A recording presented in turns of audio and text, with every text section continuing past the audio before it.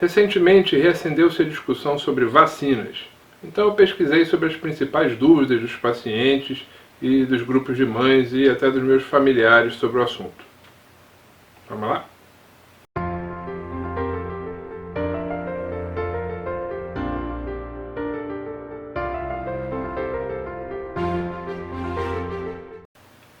Primeira dúvida, sobre os tipos de vacina existentes. Quais os tipos de vacina? Bem, isso começou por volta de 1885, quando Louis Pasteur criou a primeira vacina do tipo atenuada, que era vacina para raiva. Usando coelhos, ele foi atenuando a vacina, criando um vírus estável para fabricar a vacina e inocular os pacientes de forma a proteger da doença raiva. E na década de 40, já bastante tempo depois, é que descobriu-se que inoculando o determinado vírus em um hospedeiro diferente, no caso galinha, coelho, ratinhos, você produzia um ambiente diferente para o vírus e o vírus se replicava mal e você criava um vírus atenuado para usar em vacina. E no final da década de 40 desenvolveu-se as culturas celulares. Você faz uma sopa de células e nessa sopa você cultiva vírus. E se cultiva vírus atenuados para fabricar vacinas. Como é que isso funciona? Para o organismo humano reconhecer a doença e produzir uma resposta imunológica adequada, é necessário que se infecte a pessoa. Então você usa uma vacina atenuada que não produz doença, mas ela precisa infectar. O vírus precisa entrar nas células, precisa se reproduzir um pouquinho para poder o corpo reconhecer o vírus e montar uma resposta imunológica contra ele.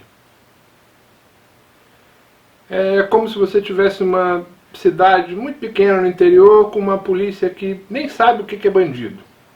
Então você coloca atores armados com arminhas de brinquedo invadindo a cidade para assustar a polícia e a polícia começar a reconhecer o que é um bandido e combater os bandidos de verdade quando eles chegarem. É por aí. O outro tipo de vacina são as vacinas feitas com os patógenos mortos ou inativados. E como funciona esse tipo de vacina? Você, ao invés de você usar o patógeno atenuado, ou seja, ele inteiro, você usa o patógeno fragmentado, bactéria destruída, pedaços de bactéria, pedaços de vírus, ou apenas a toxina, uma proteína. Mas você tem ali dentro da vacina vários pedaços diferentes do patógeno. Isso é importante para a vacina da coqueluche. Vou chegar lá. Outro tipo de vacina são as vacinas feitas com proteínas ou os polissacarídeos, ou os pedaços das bactérias ou do vírus. A vacina do tétano, por exemplo, você usa a toxina do tétano. Da difteria, você usa a toxina diftérica. E a vacina da coqueluche acelular, você usa apenas a cápsula da bactéria, você não usa ela inteira. Alguns exemplos dessas vacinas são as vacinas para o meningococo, o pneumococo e o hemófilos influenza. E chegamos às vacinas modernas, as vacinas para hepatite B, para meningite B e para o papiloma vírus humano.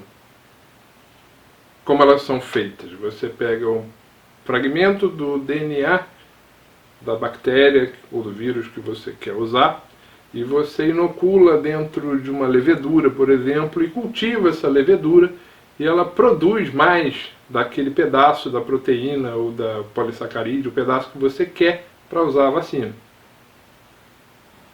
Outra dúvida, em relação à vacina tríplice bacteriana. Essa vacina tem várias variações, porque você tem a vacina da rede pública e você tem as vacinas conjugadas na rede particular, que pode vir junto com a hepatite B, pode vir junto com a vacina para poliomielite também. Mas o que é importante? A vacina inicial que se toma para as crianças é a DTP. O P é de pertussis, que é o patógeno da coqueluche. Então é difteria, tétano e coqueluche. Em letras maiúsculas. Por quê? Depois, o adolescente ou o adulto, ele não pode mais tomar a vacina igual, porque dá muita reação. Então é vacina D com D minúsculo, que é com menos quantidade de antígeno. O mesmo sobre o P, que também é menor quantidade de antígeno. E no adulto também tem a DT, que não tem o P, que geralmente é a vacina que se usa, a vacina do tétano. Quando você fura o pé no prego, vai no hospital, a gente pergunta como é que está a vacina para o tétano. É difteria e tétano, são as duas juntas. E temos também a vacina DTP-A. O A é o componente do pertussis acelular. Lembra que eu falei? Que antes a vacina era feita com patógeno inteiro, fragmentado. Causava mais reação. A vacina acelular é feita só com polissacarídeo da cápsula. Então não produz tanta reação. Ela é indicada para pessoas que ou tiveram reações anteriores ou adultos e adolescentes. As vacinas conjugadas também têm o componente H e B, que é o Haemophilus influenza. Esse componente é indicado para pessoas que têm algum tipo de imunodeficiência, como HIV, uso de quimioterapia ou doenças hematológicas. Mais uma dúvida. Vacinas e alergias. Como é que isso funciona? Bem, a pessoa pode ter alergia a qualquer componente da vacina. Ao componente mais importante da vacina, que é o patógeno que vai produzir a resposta imune, mas também pode ter reações alérgicas aos outros componentes da vacina, o veículo da vacina, os conservantes da vacina.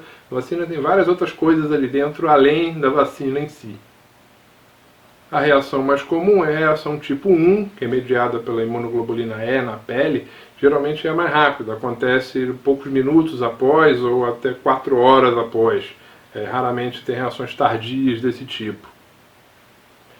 Geralmente ocorrem urticárias, eczetemas, aquelas coceiras e vermelhidões na pele. A média mais ou menos estimada em grandes campanhas de vacinação é 22 pessoas a cada 10 milhões de pessoas vacinadas.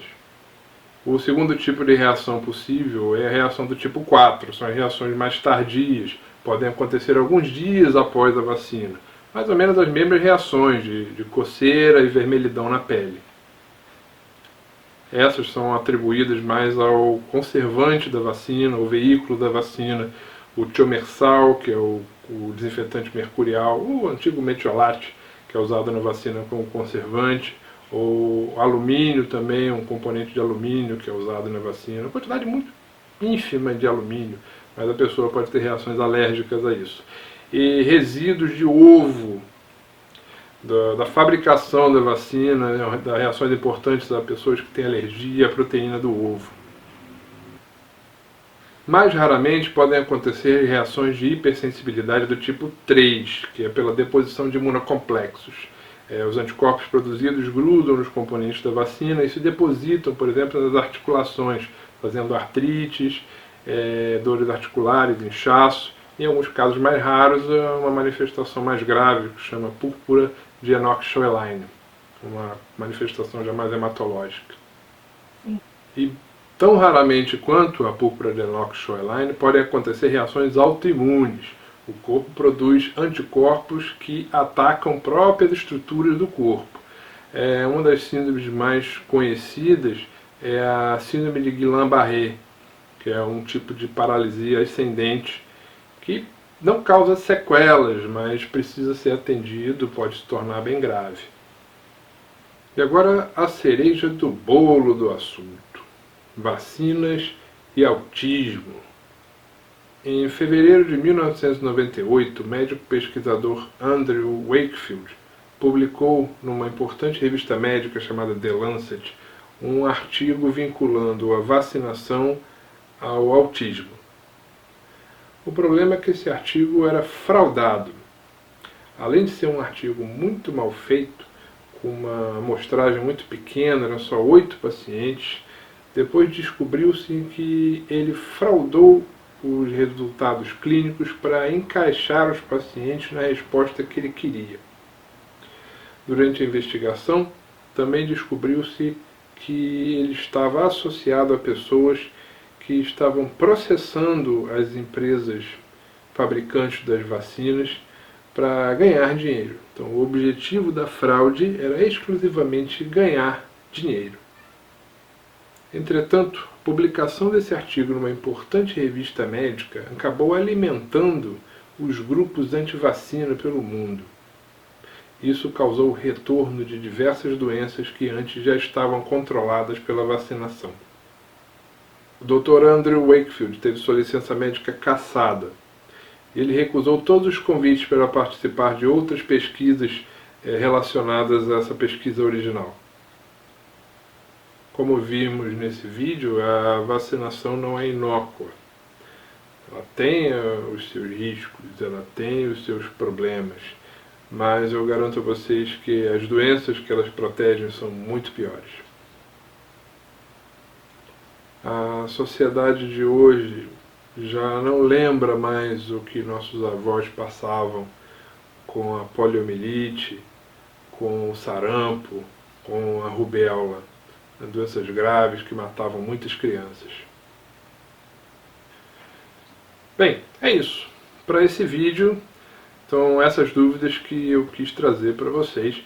Se vocês tiverem outras dúvidas, fiquem à vontade de mandar mensagens que eu abordarei em vídeos futuros ou responderei com prazer pelas mensagens no Facebook.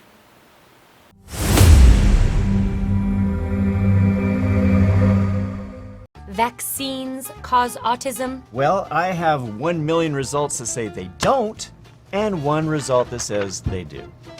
I knew it. Just because I have it doesn't mean it's true!